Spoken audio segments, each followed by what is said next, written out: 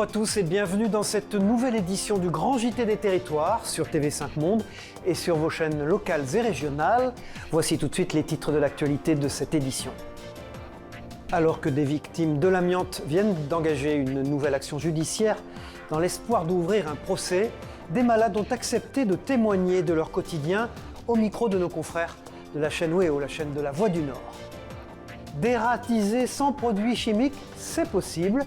Comme vous allez le voir dans un reportage de La Dépêche du Midi, nos confrères à Toulouse, où des furets sont mis à contribution pour déloger ces indésirables rongeurs, vous verrez. Quand un village de 2500 habitants se transforme en calendrier de l'Avent géant, c'est insolite et c'est ce que je vous propose de découvrir dans un sujet à suivre de nos confrères de 8 Mont-Blanc. Adjugé vendu, à la fin de ce journal, je vous proposerai, grâce à Monaco Info, quelques grammes de finesse et de luxe. Nous irons sur le rocher assister à la mise aux enchères de plusieurs objets ayant appartenu au célèbre styliste Karl Lagerfeld. Je vous le disais à l'instant dans les titres de ce journal, plus de 1900 victimes de l'amiante ont déposé une citation directe afin d'aboutir au procès de 14 personnes qu'elles estiment responsables. À Dunkerque, Caroline Fichten de WEO, la chaîne de la Voix du Nord, est allée à la rencontre de personnes dont le quotidien est devenu un véritable enfer. Regardez. J'ai rendez-vous dans les locaux de l'association des victimes de l'amiante avec Jean-Pierre Ignace, 76 ans. Il a travaillé 25 ans comme tuyauteur au chantier naval de Dunkerque. De l'amiante, il y en avait partout, dit-il. De la poussière, il en a respiré beaucoup. Il a déjà été opéré, on lui a enlevé une partie d'un poumon, l'autre est atteint. On ne se rendait pas compte qu'on était à côté de ce poison. On ne le savait pas. On ne nous en parlait pas.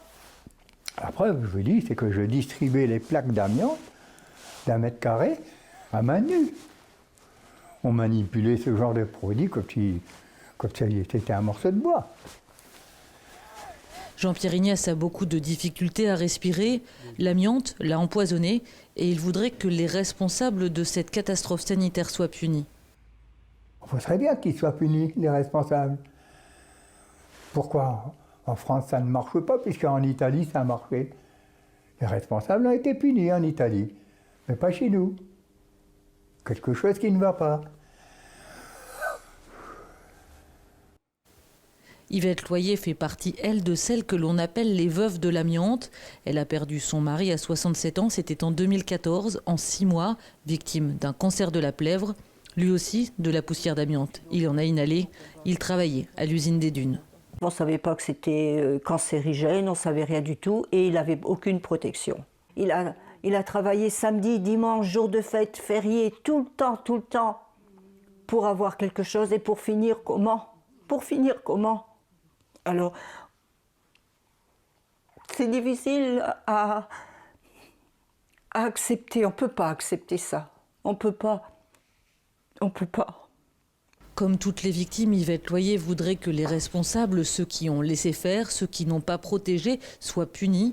Elle éprouve, comme beaucoup, un grand sentiment d'injustice. Autre chose dans l'actualité, comme vous le savez sans doute, depuis près d'1 mois, la Martinique connaît un conflit social sans précédent qui a pour origine l'obligation vaccinale des soignants. Un contexte difficile qui fait fuir les touristes, malheureusement. Un constat qu'a pu faire sur place Loïc Régis, de nos confrères de VIA à TV Martinique. Depuis quelques jours, les annulations s'enchaînent ici. Une mauvaise nouvelle pour cet établissement qui commençait à redresser la barre. Et les chiffres sont marquants pour la première quinzaine du mois de décembre. 40% des clients se sont désistés. Marie-Lou attendait des amis pour passer les fêtes. Leur agence de voyage a préféré reporter le déplacement. Je pense que pour ne pas salir non plus l'image de l'île, je pense qu'il vaut mieux que les gens viennent en voyant l'île dans de bon état, dans de bonnes conditions. Et puis au niveau sécurité aussi, je pense que s'ils ont annulé, c'était surtout pour la sécurité des touristes, voilà, et pour vraiment donner une meilleure image de notre île aux touristes. Les visiteurs arrivés juste avant les mouvements sociaux s'estiment heureux et ne regrettent pas pour autant leurs vacances. Ça m'a inquiété pour les locaux. Nous sommes retraités en vacances. Je serais venue de toute façon. On espère simplement qu'on ne nous l'écourtera pas de force. On espère pouvoir rester jusqu'au bout. J'ai peur de l'impact sur le tourisme, justement, pour vous, quoi, parce que je vois des gens avec qui on s'est liés depuis les 16 ans et qui sont très inquiets pour leur avenir professionnel. Et c'est ça qui fait de la peine. Pour cette autre structure, les espoirs entrevus début novembre se sont envolés et les déconvenus se sont greffés à ce magnifique paysage. Habituellement rempli à 100% à cette période, seul un tiers des logements sont occupés pour l'instant. C'est la période où on a beaucoup de gens de métropole qui arrivent et autres aussi, Suisse, Belgique. Donc les gens sont très inquiets bien évidemment et donc on a eu énormément d'annulations. On doit être aujourd'hui à un taux de remplissage de 40% à peu près. Une période difficile pour le secteur, même si la haute saison touristique est loin d'être terminée. En attendant, les professionnels gardent la tête haute et attendent le retour du soleil. Voilà, tout à fait autre chose dans l'actualité, comme je vous le disais en titre. Les furets, c'est sans doute la solution écolo pour lutter contre la prolifération des rats. En pénétrant dans les galeries, ils font fuir les rongeurs qui se font alors capturer et leur odeur persistante dissuade pendant un long moment de possibles intrus de revenir sur les lieux. Alexandre Rénal, éleveur de furets, explique à Mathis Gardan de La Dépêche du Midi les avantages de cette méthode qui vient d'être expérimentée à Toulouse. C'est quelque chose qui vraiment respecte la nature et qui évite tout praticide qui reste dans l'environnement et qui ont un impact sur toute la chaîne alimentaire. Là, on n'a pas d'impact sur la chaîne alimentaire, on a un impact directement sur la cible, le rat. C'est d'instinct qu'ils ont cette faculté d'aller chasser les rats, mais je les ai dressés surtout à revenir et à être habitués à moi et à apprécier le contact. Tout à fait autre chose, et puis à l'approche de Noël, une jolie histoire cette fois. Nous partons au Mans pour célébrer les 10 ans de l'association Un repas pour tous. 10 ans qu'elle vient en aide aux plus démunis, comme Zahour, un jeune Afghan qui, après avoir été aidé, a décidé lui-même de devenir bénévole. Une jolie fête placée sous le signe de l'entraide, des fêtes de Noël à laquelle Laure Girard de LMTV était conviée. Pain, repas chaud, fait maison, pâtisserie. Chaque dimanche soir, place des Comptes du Maine au Mans, l'association Un repas pour tous célèbre le partage. Et c'est dans une ambiance de fête que Zahour, jeune Afghan arrivé en Sarthe il y a 8 mois, aime retrouver ceux qu'il appelle désormais ses amis. D'abord bénéficiaire de l'association, il y est aujourd'hui bénévole. J'aide l'association depuis 4 mois.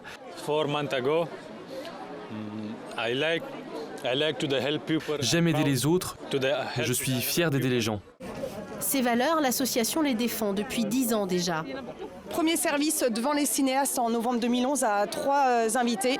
Et aujourd'hui, on arrive à avoir des dimanches soirs à plus de 150 invités. Ce soir, on dépasse. Je suis heureuse de fêter ces 10 ans avec tout le monde. Mais faut se l'avouer, je suis malheureuse que ce genre d'association existe encore en 2021. D'une poignée de bénévoles au départ, l'association compte entre 30 et 40 personnes qui préparent des repas et les distribuent. Depuis quelques mois maintenant, ils cherchent un local en ville qui pourrait leur être prêté. Pour pouvoir justement récupérer nos denrées, stocker notre matériel, faire des distributions ou pas, mais au moins déjà qu'on puisse nous retrouver tous les bénévoles ensemble. Là, comme aujourd'hui par exemple, on a eu une cuisine où on a pu cuisiner tous ensemble et ça n'a rien à voir avec tous les autres week-ends où on est chacun de notre côté à cuisiner. Chez nous, ça s'est passé, c'était très rapide, très fluide, convivial. Et pour ces 10 ans, l'association Un repas pour tous aimerait pouvoir s'offrir une camionnette devenue nécessaire à son fonctionnement. Une cagnotte Litchi est en ligne. Voilà, puis dans ce journal, à l'heure où le prix du gaz ne cesse d'augmenter, voici une énergie renouvelable qui promet de faire des économies. C'est la géothermie, ou comment se chauffer en allant puiser la chaleur dans les sous-sols. Une idée finalement simple que nous expose Mélanie Poquet de TV78 à l'occasion de l'inauguration de la nouvelle centrale de Vélizy-Villacoublay. À près de 2 km sous terre, ce forage récupère de l'eau dans un réservoir, un lit naturel.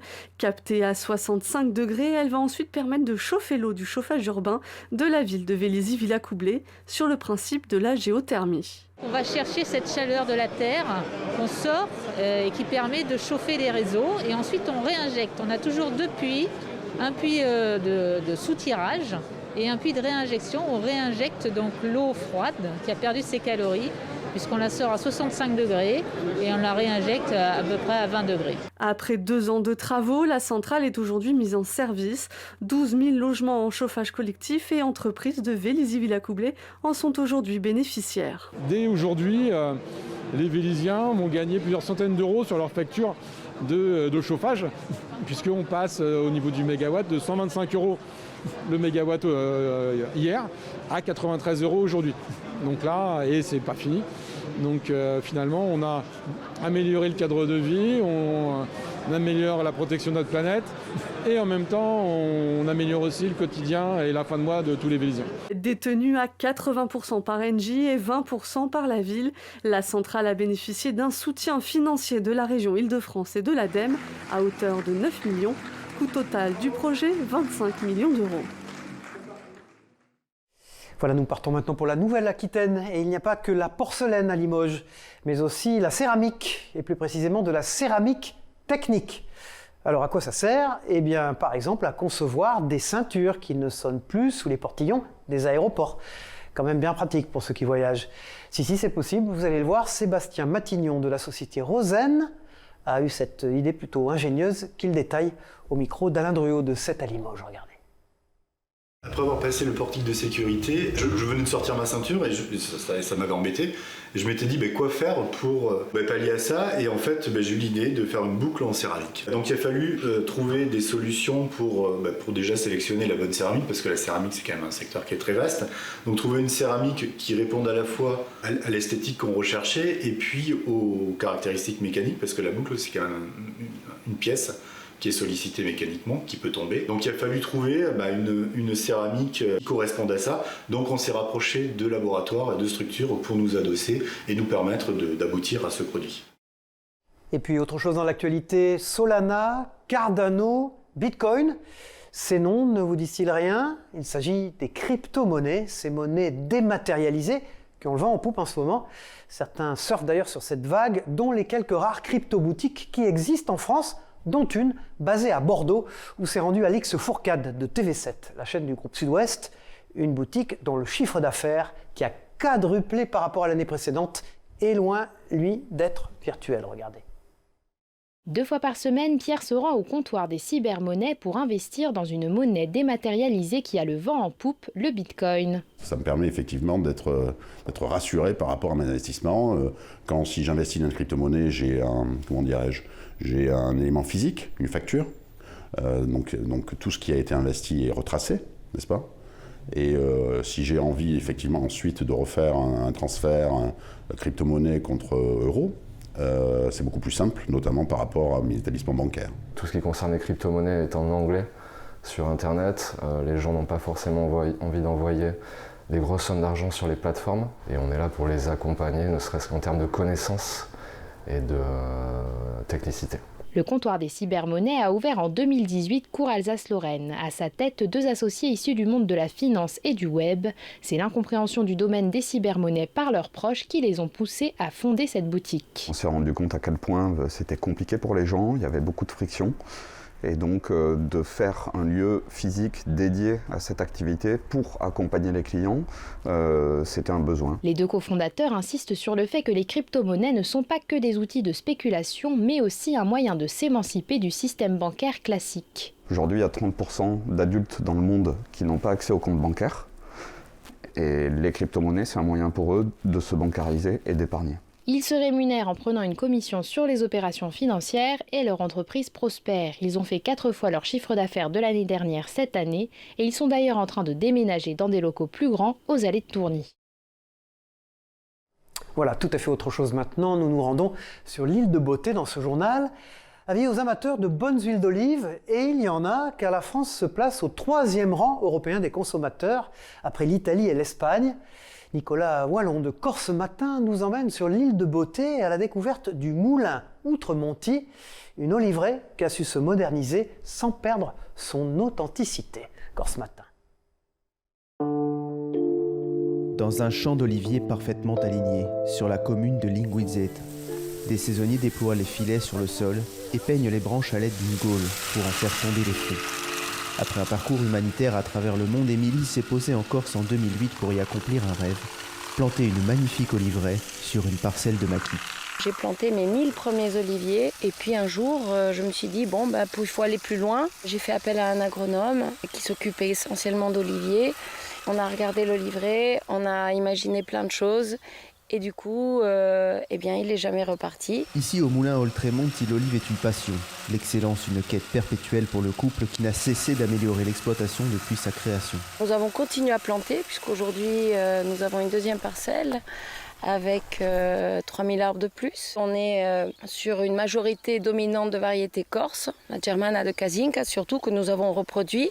Pour avoir le meilleur de cette olive, il faut l'accueillir un peu tôt pour avoir des notes fruitées, notes un peu piquantes et amères qui dénotent de la qualité du vierge extra. Un travail qui paye pour Émilie et Ivo, dont la production a été reconnue à l'international. Nous avons été primés en 2018 10e meilleure huile du monde. Les numéros 1 mondiaux, c'est-à-dire la famille Castillo de Canena, qui sont espagnols, sont venus pour nous féliciter de notre prix et de la qualité. Dans le bâtiment, juste à côté de l'épicerie, s'étend une grosse machinerie très complexe. Chaque étape est essentielle pour garantir une qualité optimale.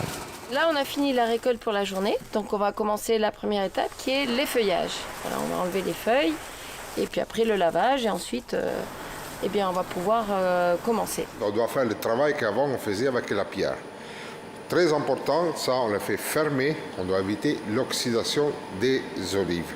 Une autre nouveauté dans notre moulin, dans le moulin Oltremonti, c'est qu'on a un nouveau concept de préparation de la pâte et on est le premier moulin en France à être doté de cette technologie. Une fois qu'on a préparé notre pâte dans le malaxeur, on passe à l'extraction de l'huile. On le passe à la centrifugeuse finale pour enlever les dernières impurités qu'on peut avoir. Donc on a un séparateur de noyaux, que les noyaux on l'utilise dans notre chaudière à biomasse et la pâte qui reste, on fait du compost pour l'engrais dans les oliviers. Le moulin Oltremonti n'a cessé de gagner en renommée jusqu'à rejoindre les tables de l'Élysée. De nombreux projets de développement sont en préparation, à commencer par l'agrandissement de l'exploitation. Voilà, nul ne doit l'ignorer, il reste quelques jours avant Noël et il reste également quelques cases avant Noël. Je veux bien évidemment parler des cases du calendrier de l'Avent. Alors bien sûr, à chacun le sien, il y a le calendrier chocolat, le calendrier jouet, encore le calendrier produit de beauté. Il y en a donc pour tous les goûts, mais connaissez-vous le calendrier fenêtre de village ? C'est étrange, n'est-ce pas? Vous allez tout comprendre grâce à ce reportage de Manon Toiti de Huit-Mont-Blanc à Alby-sur-Chéran, en Haute-Savoie. Depuis 10 ans, à chaque fois qu'arrive décembre, c'est l'effervescence à Alby-sur-Chéran. Des commerçants et habitants du village décorent leurs fenêtres pour créer un calendrier de l'Avent grandeur nature. Chacun s'active pour que sa case soit prête au moment venu. Cette année, le thème est « Tout ce qui brille ». Et pour inaugurer cette nouvelle édition, c'est Marie-Pierre et sa fille qui sont chargées d'ouvrir la première case. Elles ont passé 2 jours entiers à préparer ces décors, et même si elles sont habituées à cette tradition, elles ne veulent rien laisser au hasard. Accrocher, regarder, déplacer, c'est une organisation millimétrée. Je pense qu'on va encore se surpasser cette année.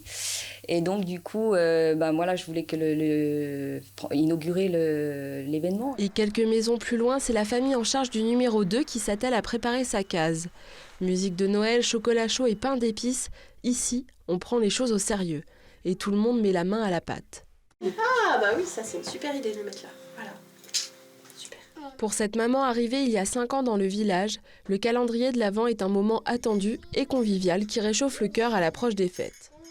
C'est des moments qui sont super chouettes parce que chacun met un petit peu du sien, puis après on est super curieux de découvrir les vitrines des uns, les fenêtres des autres. Dans le centre-ville, quasiment tout le monde se prête au jeu.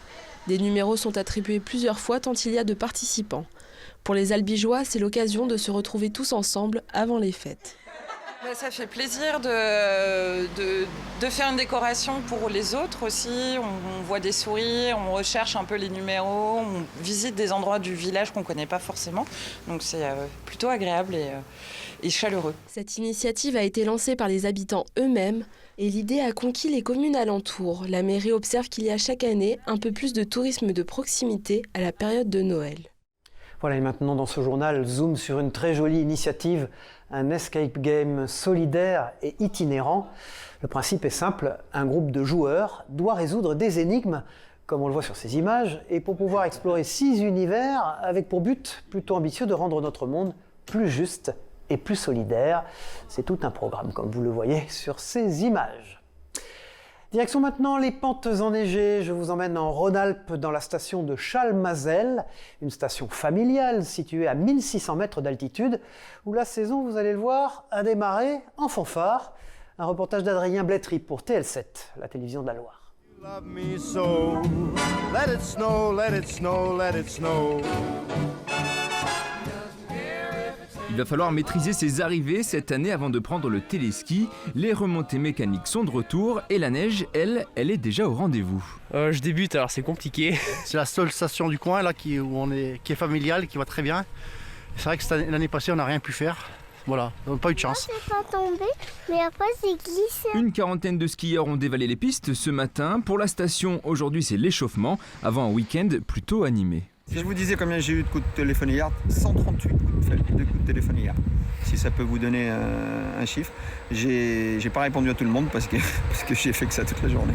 Il y a du poulet, il y a des frites. Ce week-end, si la météo est bonne, c'est tout le domaine skiable qui sera ouvert. L'occasion de relancer les commerces voisins comme le restaurant de la station. On est prêt à accueillir les clients, le vin chaud est chaud. Et on est bien content de travailler, revoir les gens, le côté social, ça fait du bien, je pense, de repartir sur une belle saison d'hiver plein de neige. Les loueurs de matériel se frottent aussi les mains, ils veulent oublier l'hiver dernier. Dans ce magasin, le gérant avait enregistré une perte de 80% de son chiffre d'affaires. On ne pensait pas que la neige allait arriver si tôt, et puis voilà, et donc il a fallu se préparer, on est passé... mode vélo, mode ski en peu de temps. Et si la station savoure cette situation, une problématique inquiète la direction. Très peu de saisonniers sont disponibles pour la période hivernale. Des postes sont donc à pourvoir. Et maintenant dans ce journal, je vous présente Spot. Il saute, il court, il ne manquerait plus qu'il aboie. En réalité, ce bijou de technologie conçu par Boston Dynamics et distribué par l'entreprise nantaise Intuitive Robert permet de mener des missions dans des endroits potentiellement dangereux pour l'humain. C'est donc un formidable outil pour les opérateurs de sécurité privée par exemple. Il a vraiment tout, du tout pour plaire.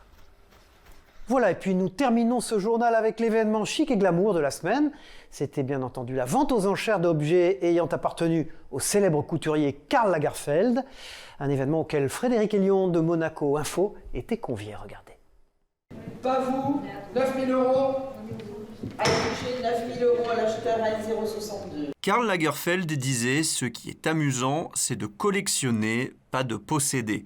Du 3 au 5 décembre, la maison Sotheby's propose en principauté une prestigieuse vente aux enchères des biens ayant appartenu au célèbre couturier allemand. 1100 lots répartis sur différentes sessions, live ou online. On a un mélange de mobilier du XVIIIe siècle, du XXe siècle, de mobilier de Söhmer, un peu de ce qu'il portait, même ses vêtements, la porcelaine. En fait, il y a même, il y a ce fameux chat, Choupette, on a des coussins. Donc, on a vraiment une idée de ce que c'était le grand collectionneur qui était Karl Lagerfeld. Et on est ravis d'être là parce qu'en fait, cette pièce a été recréée, mais enfin, dans l'original pièce qui était en fait la salle des arts qui était au Sporting, M. Lagerfeld venait souvent enchérir. Cette vente aux enchères s'effectue en présentiel au One Monte Carlo, mais aussi via téléphone ou Internet. Elle attire des collectionneurs et des passionnés venant d'Europe, des États-Unis, de Chine ou encore d'Afrique du Sud. Nous sommes chargés en tant que commissaire-priseur de collecter les enchères, de motiver les enchérisseurs les uns contre les autres. Et vous savez qu'aujourd'hui, c'est une dramaturgie à 3 fronts, puisqu'on a les téléphones d'un côté, la salle et Internet. Donc on doit balayer la salle, suivre les enchères Internet sur un écran et également ne pas oublier les téléphones. C'est une petite gymnastique, mais qui est assez excitante. Et puis il faut avoir une certaine empathie avec les acheteurs pour motiver des nouvelles enchères. On a 1300 personnes sur le net d'enchérisseurs online, ce qui n'arrive jamais. Enfin, on est à des chiffres très au-dessus de nos chiffres habituels. Et puis, nous avons aussi beaucoup de nouveaux acheteurs, de nouveaux comptes qui se sont créés à la lumière de cette vente ultime de la succession Karl Lagerfeld. 2 autres sessions de vente sont prévues. La première à Paris, mi-décembre, puis la seconde à Cologne l'an prochain, au mois de mars. Voilà, c'est la fin de ce grand JT des territoires. Merci de nous avoir suivis sur vos chaînes locales et régionales et sur TV5 Monde. On se retrouve bien entendu pour un tour complet de l'actualité dans une prochaine édition. Au revoir à tous.